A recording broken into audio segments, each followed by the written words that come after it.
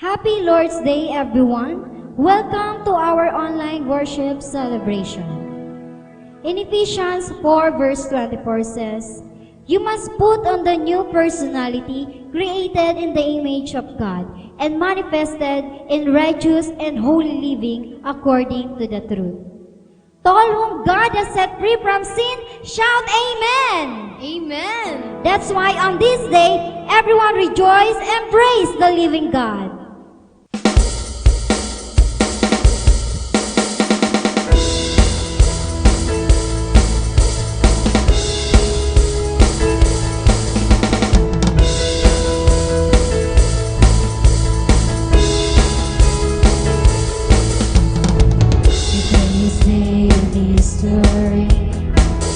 That is beaten, you have rescued me. Sing it out, Jesus is alive.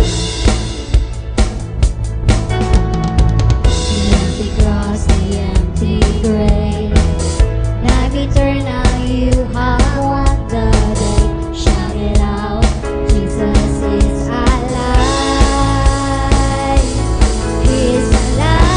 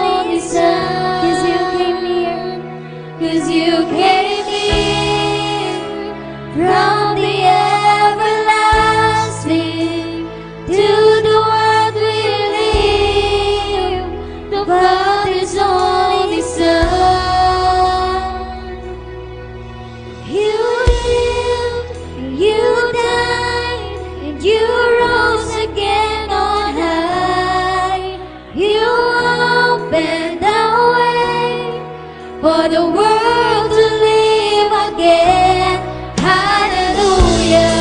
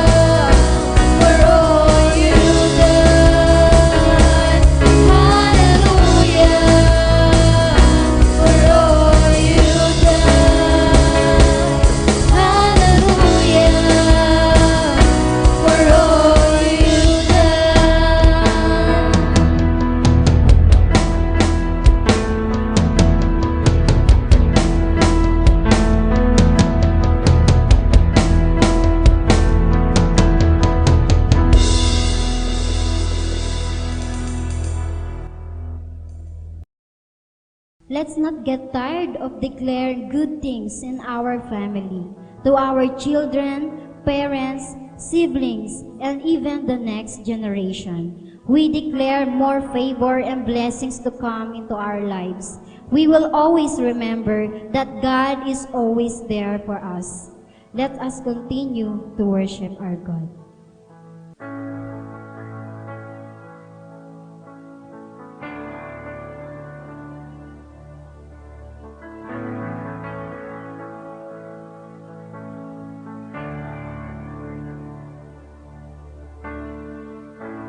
The Lord bless you and keep you. Make His face shine upon you and be gracious to you.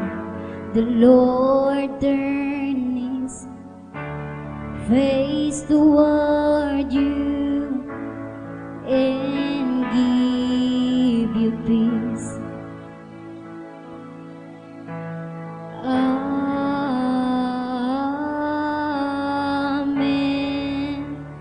Amen. Amen.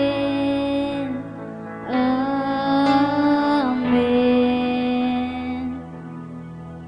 Amen.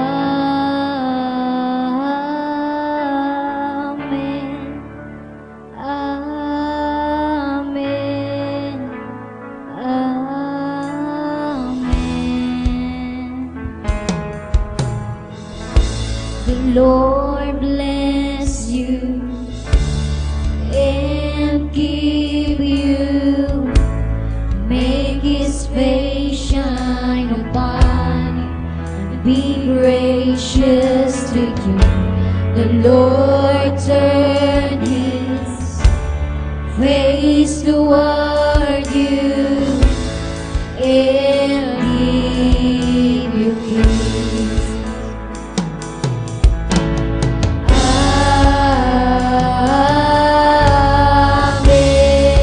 Amen. Amen.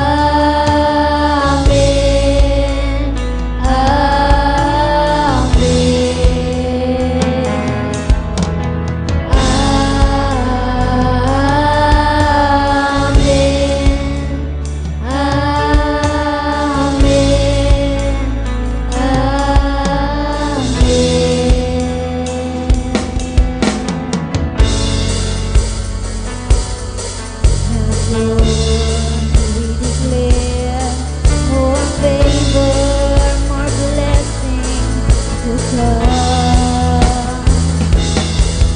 Yes, Lord.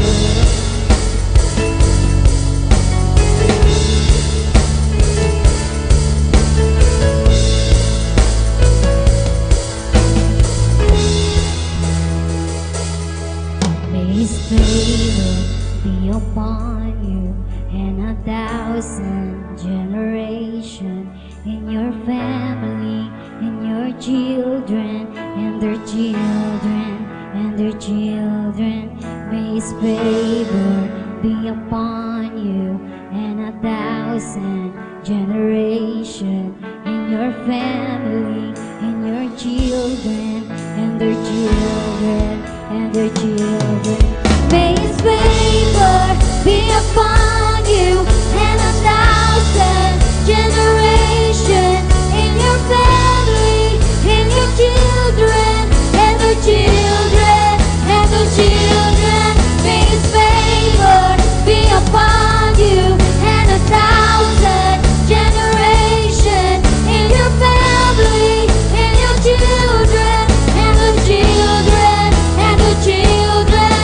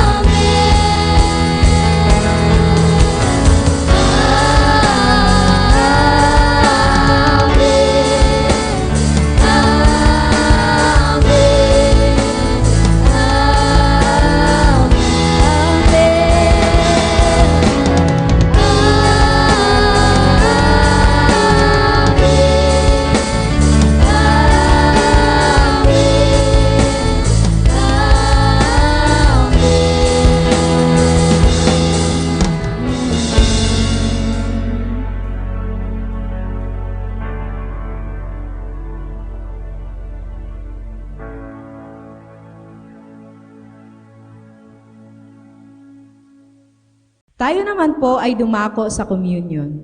Sabi po sa aklat ng unang Korento, Kabanata 11, talata 28 hanggang 29. Kaya't dapat siya sa atin ng mga tao ang kanyang sarili bago siya kumain ng tinapay at uminom sa kopa. Sapagkat ang sinumang kumain at uminom ng hindi kinikilala ang katawan ng Panginoon ay kumakain at umiinom ng kahatulan laban sa kanyang sarili. Sa pagtanggap natin ng simbolong ito, bilang katawan at dugo ni Hesukristo, marapatin lamang po nating siyasatin ang ating mga sarili kung tayo ba ay karapat-dapat. Nawa po, maging bukal sa ating mga puso ang paghingi ng tawad, pagsisihan ito, at kailanman hindi nagagawin. Higit sa lahat, kilalanin natin ang Panginoong Hesus, Diyos ng ating buhay, personal na tagapagligtas at uunahin sa lahat. Tayo po ay manalangin. Dakilang Diyos, labis po kami nagpapasalamat sa iyong ginawang sakripisyo upang kami ay maligtas at magtamasa kung anong buhay meron kami sa panahon ngayon. Tiniis mo ang pasakit, dusa, ang mabilad sa kahihiyang kami ang may gawa. Paano ba namin masusuklian ang wagas mong pag-ibig sa amin, na sa kabila ng lahat, ay pinagkarapat-dapat mo kaming maging iyong anak. Sa aming pagtanggap ng tinapay at sarong ito, na simbolo ng iyong katawan at dugon na tumigis doon sa krus ng Kalbaryo, ay pinagtitibay nito na kinikilala ka namin bilang dakilang may likha, manunubos ng sangkatauhan, at pagsuko ng aming mga buhay na kami ay naglilingkod sa iyo. Maraming salamat din po sa buhay na walang hanggan doon sa dako paroon, sa pangalan ni Jesus. Amen. Atin pong kainin ang tinapay at inumin ang laman ng saro.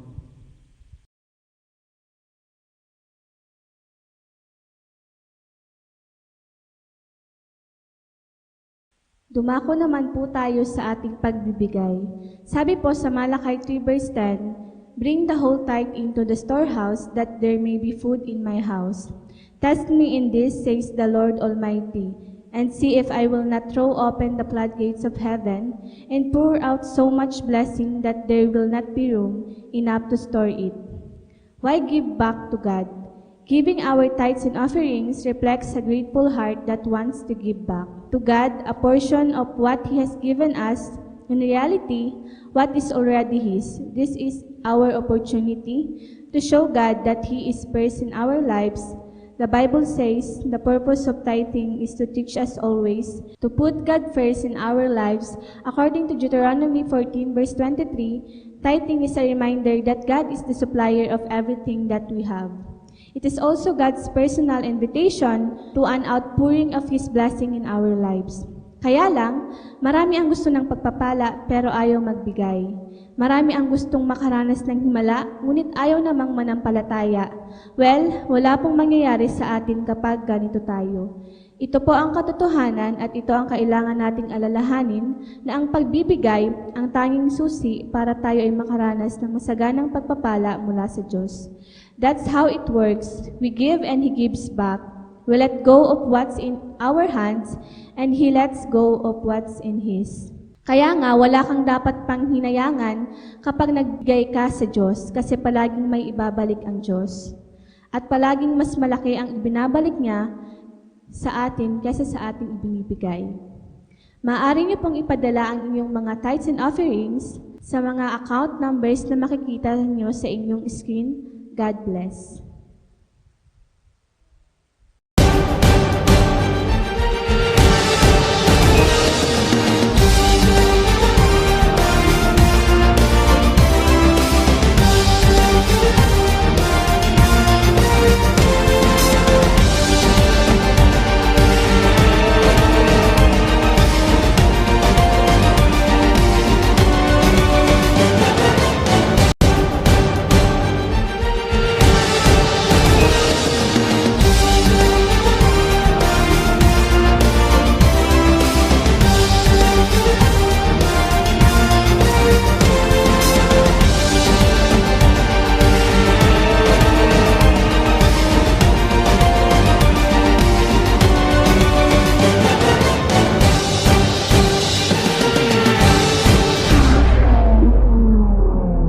Happy Lord's Day po sa ating lahat. Pagpalain po tayo ng Panginoon. Welcome po sa ating online worship celebration at sa ating on-site worship celebration. Nais ko pong i-appreciate yung mga kapatiran po sa church na laging nag-i-invite, nag-preserve. Alam niyo po ang ating misyon, mga kapatid. Lahat tayo ay may misyon galing sa ating Panginoon. Help someone to know Jesus and help someone to grow in Jesus. Dapat lahat po tayo, kapatid, nag-i-invite, nag-aakay ng ating mga kaibigan, kaklase, kapitbahay, magulang, kapatid. Mission po natin ito na ibinigay sa atin ng Panginoon na tayo po ay nag-aakay. Let us win souls and make disciples. I appreciate those who are having their invites at sa mga newcomers sa church, mga new invites, congratulations po sa inyo. Di po kayo nagkamali ng pinuntahan po ninyo. We promote Jesus, not religion, but the person. His name is Jesus, the one who died on the cross for you. Mahal po kayo ng Panginoon, kaya nais ang Panginoon, maglingkod ka sa Kanya. We do not promote religion, we promote the person. Pagpasok niyo po sa lugar na ito, sa pagdali nyo sa gawain, di kayo pumapasok sa isang bagong relihiyon. This is not a religion. This is a church ministry, a Christ-centered ministry, and a Bible-centered ministry. Si Lord lang, ang Panginoon lang po ang ating itinataas at pinag-uusapan. Mahalaga po ang nais ko pong dalhing mensahe sa ating lahat sa araw na ito. My topic is entitled, The 6G That We Need in Christian Life. Ang 6 na G na kailangan natin sa buhay Kristiyano. Sabi po ng Bible, at ako po'y magbabasa, and it came to pass, as Peter passed throughout all quarters, he came down also to the saints which dwell at Lydia. And there he found a certain man named Aeneas, which had kept his bed 8 years and was sick of the palsy. And Peter said unto him, Aeneas, Jesus Christ makes thee whole. Arise and make thy bed. And he arose immediately. And all that dwelt at Lydia and Saron saw him and turned to the Lord. Now there was at Joppa a certain disciple named Tabitha, which by interpretation is called Dorcas. This woman was full of good works and alms deeds, which she did. And it came to pass in those days that she was sick and died, whom when they had washed, they laid her in an upper chamber. And for as much as Lydia was nigh to Joppa, and the disciples had heard that Peter was there, they sent unto him 2 men, desiring him that he would not delay to come to them. Then Peter arose and went with them. And he was come. They brought him into the upper chamber, and all the widows stood by him weeping, and showing the coats and garments which Dorcas made while she was with them. But Peter put them all forth, and kneeled down and prayed, and turning him to the body, said, Tabitha, arise. And she opened her eyes. And when she saw Peter, she sat up. And he gave her his hand, and lifted her up, and when he had called the saints and widows, presented her alive, and it was known throughout all Joppa, and many believed in the Lord. And it came to pass that he tarried many days in Joppa with one Simon, a tanner. Acts 9:32 to 43. Ano po yung 6 na G na kailangan natin sa paglilingkod sa ating Panginoong Hesukristo? Ano yung 6 na G na kailangan natin sa ating Christian life? Number one, we need to grow. Ang unang G is grow. Kailangan nating lumago. We need to grow as believers, as Christians. In verse 32, it says, "And it came to pass, as Peter passed throughout all quarters, he came down also to the saints which dwelt at Lydda." Notice the words, he came down also to the saints. We need to grow. Ang ibig sabihin, kapatid, dapat nag-iiba ang estado mo. Nag-iiba yung status natin. Hindi nananatiling baby Christian na compromiser, carnal, worldly. Puro lang worldliness and carnalities yung alam. There must be transformation from sinners to becoming saints. Nag-iiba yung status sa buhay. Nag-iiba yung identity at pagkakilanlan. In 2 Corinthians 5:17, it says, "If any man is in Christ, he is a new creation. The old has gone and the new has come." Sino ka at ano ka nung hindi mo pa kilala ang Panginoon? At sino ka at ano ka na ngayon na kay Kristo ka na? What have you become? Dapat may transformation. Ano na ba ang mga nabago sa iyo mula nang makilala mo ang Panginoon? Nahahalata ka na ba ng mga kaibigan mo? Nahahalata ka na ba ng mga kasama mo sa bahay? Na iba ka na, nagbabago ka na. You are growing as a believer of Christ. From sinner to becoming a saint. May patutuo ka na ba, kapatid? There must be growth. The Christians at Lydda were addressed as saints. Pero mo tawag sa kanila saints? May nakita kasing pagbabago at patutuo ng kanilang paglilingkod at pakikipag-isa kay Kristo. Ang unang G na dapat makita sa atin bilang mananampalataya, we need to grow. Lumalago, nag-iiba yung status ng buhay. Pangalawang G, we need to go. We need to go. Sabi ng verse 32, "Now it came to pass as Peter went through all parts of the country, that he also came down to the saints who dwelt in Lydda."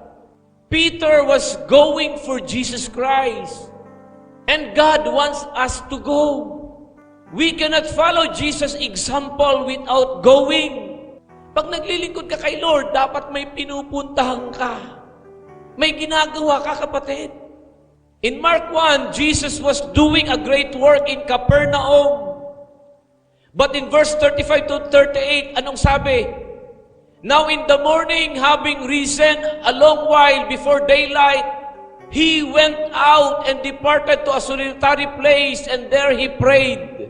And Simon and those who were with him searched for him. When they found him, they said to him, 'Everyone is looking for you.' But he said to them, 'Let us go into the next towns, that I may preach there also. Because for this purpose I have come forth.'" Madaling araw pa'y bumangon na si Jesus at nagpunta sa isang lugar kung saan maaari siyang manalangin mag-isa. Hinanap siya ni Simon at ng mga kasama nito, at nang matagpuan siya ay sinabi nila, "Hinahanap po kayo ng mga tao." Ngunit sinabi niya sa kanila, "Kailangan pumunta rin tayo sa mga karatig bayan upang makapangaral ako roon. Ito ang dahilan ng pagparito ko." Mark 1:35 to 38.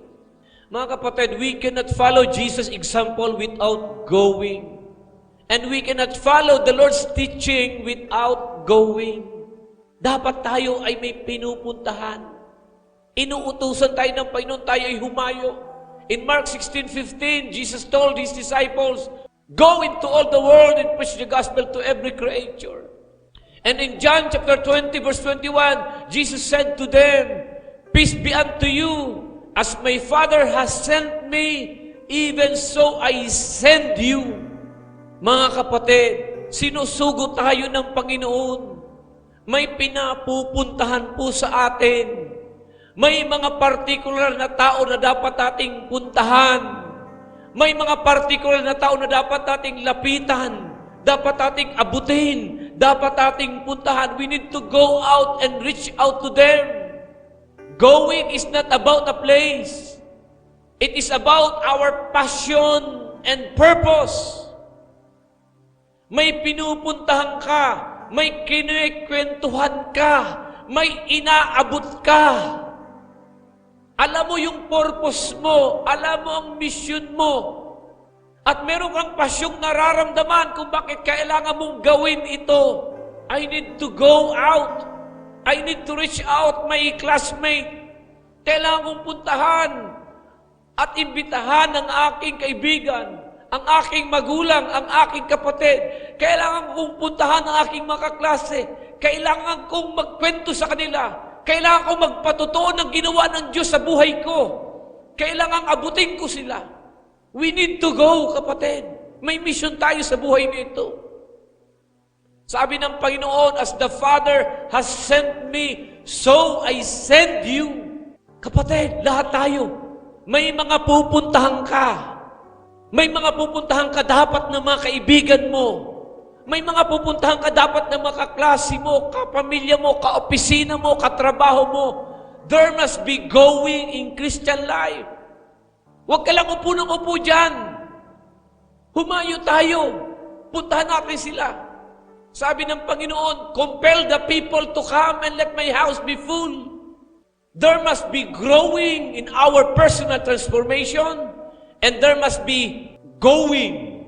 Kailangan nating humayo, kailangan nating may pupuntahan. Pangatlong G na kailangan nating kapatid bilang Kristiyano, we need to gather. Kailangan natin magtipon-tipon. Kaya tayo merong connect group, kaya tayo merong church celebration.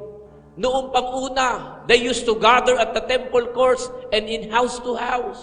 Verse 32 says, where Peter came down to the saints who dwelt in Lydda, Peter gathered with the saints. He gathered together with God's people. And that is something all followers of Jesus Christ need to do. Mga kapatid, we are the saints. And God strongly desires for us to gather together. Tayo mga Kristiyano ay dapat laging lang kakatipon-tipon. Tayo mga Kristiyano, mga mananampalatay, dapat dumadalo sa mga pagtitipon. Naka-schedule, sinasadya mo, interesado ka, gusto mo, dumadalo ka sa pagtitipon. Di mo minimiss out yung pagsamba at pagtitipon ng mga Kristiyano sa ating church celebration, sa ating connect group, sa ating discipleship. Our gathering is one of the main ways we can get the strength and support we need. Sa ating pagtitipon, may pagpapalakas, may inspirasyon, may saya sa pagtitipon ng mga anak ng Diyos.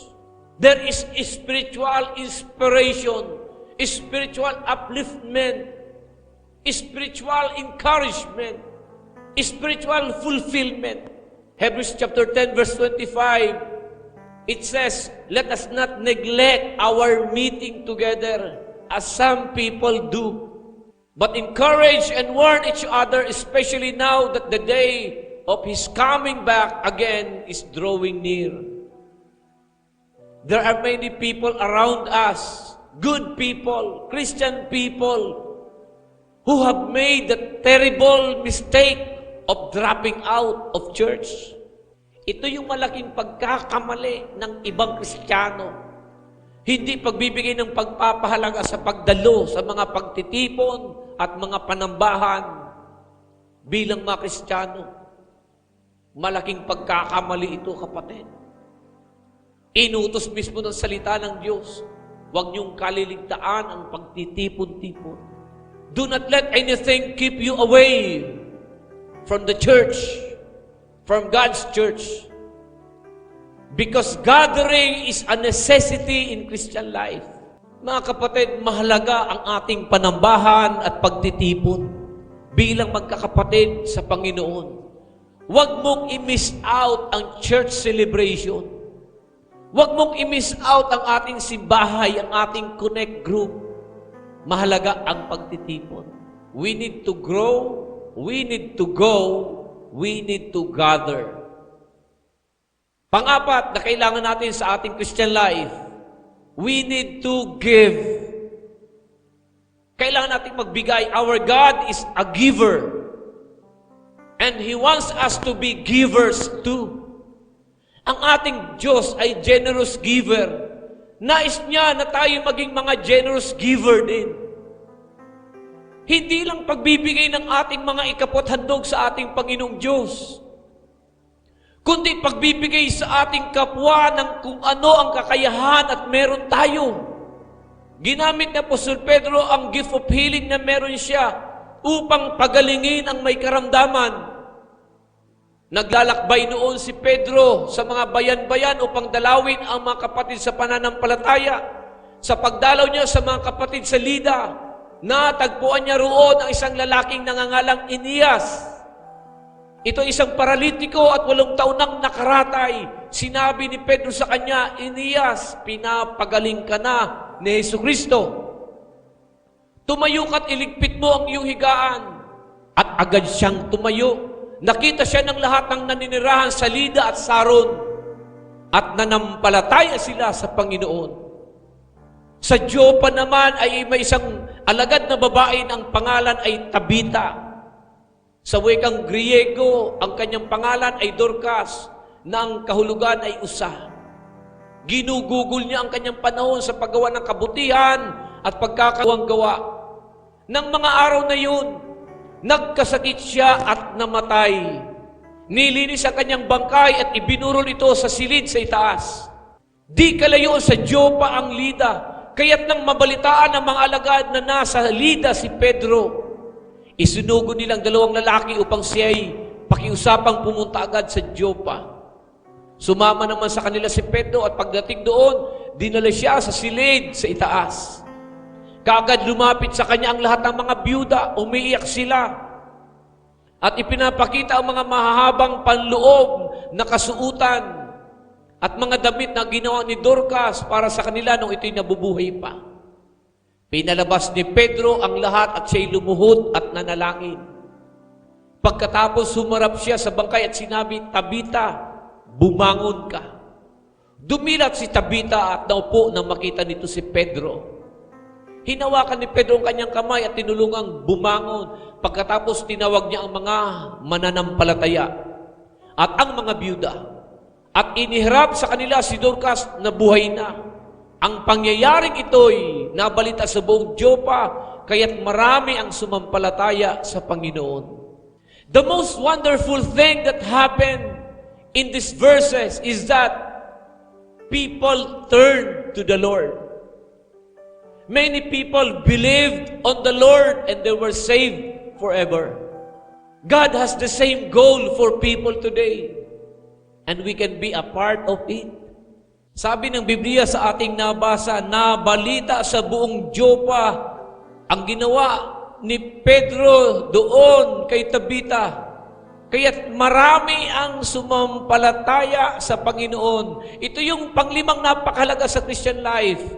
We need to grow, we need to go, we need to gather, we need to give, and we need God. Kailangan natin ng Panginoon. Bawat tao kailangan ng Diyos. The most wonderful thing that happened in this verse na binasa po natin is that people turn to the Lord. Many people believed on the Lord and they were saved forever. Mga kapatid, kailangan natin ng Panginoon. Ito yung panglimang G na kailangan natin. We need God. Pati yung mga kapitbahay natin, they need God. Kaya paggamit natin ating buhay, we need to give our time. We need to give our talents. Gamitin natin kung anong kaloob na meron tayo. Paggamit natin kay Lord. Pang-anim na kailangan po natin, we need to have a goal. God has the same goal for people today. And we can be a part of it. Ang goal ng Panginoon ay gamitin tayo ng Panginoong Diyos upang maraming sumampalataya sa Kanya. I-goal natin sa ating mga sarili na may mga taong susunod sa Diyos dahil nagpagamit ako sa aking Panginoon. Napakalaga po ng anim na ito sa ating buhay Kristiyano, mga kapatid. Goal ng Panginoon ito sa atin, gawin din natin ang goals na magamit tayo ng Diyos upang marami ang pakakilala sa Kanya. Necessity sa Christian life, ang anim na binahagi ko. We need to grow. Kailangan tayo ay nagbabagong buhay, lumalago. From sinner to becoming a saint. We need to grow. We need to go. Abutin natin ang mga kapitbahay natin, kaibigan natin. Abutin natin sila, may pinapupuntahan si Lord sa atin. May mission ka, kapatid, gawin mong mission mo. Gawin natin ang ating mission sa buhay. Help them to know Jesus and help them to grow in Jesus. We need to go, we need to gather. Mahalin mo ang pagtitipon. Pahalagahan natin ang pagtitipon natin, kapatid. Mag-excited tayo sa ating ginagawang pagtitipon, sa ating connect group, sa ating discipleship, sa ating church celebration. We need to gather. We need to give. Not only our tithes and offering. Give your talents. Give your life. Give your time. Give your best para kay Lord sa paglilingkod sa ating Panginoon. Panglima, we need God. Kailangan natin si Lord araw-araw sa ating buhay. At panghuli, we need to have a goal. Ang goal natin sa buhay nito, mga kapatid, magamit tayo ng Diyos. May taas natin ang Panginoon sa buhay nito. Nag-iisang buhay lang yan, pagamit mo na. Pagpalain tayo ng Panginoon sa araw na ito. Palapakan natin ating Panginoon, magsitayo, itaas ang mga kamay at ako'y nagdideklara. Ang kapayapaan ng Panginoon ay sumaating lahat, ang panatag na puso, ang matiwasay na pag-iisip, ang masayang kaloob at malakas sa pangangatawan, ang pinagpalang buhay at kabuhayan ay dumali sa iyo at sa iyong sambahayan. Pakiingatan ka ng Diyos sa isang buong linggong darating at ang kapayapaan niya maghari sa atin. Tanggapin natin lahat ito sa pangalan ng Ama, ng Anak at ng Espiritu Santo. Lahat ay magsabi ng Amen. Happy Lord's Day! Happy Lord's Day! God bless you.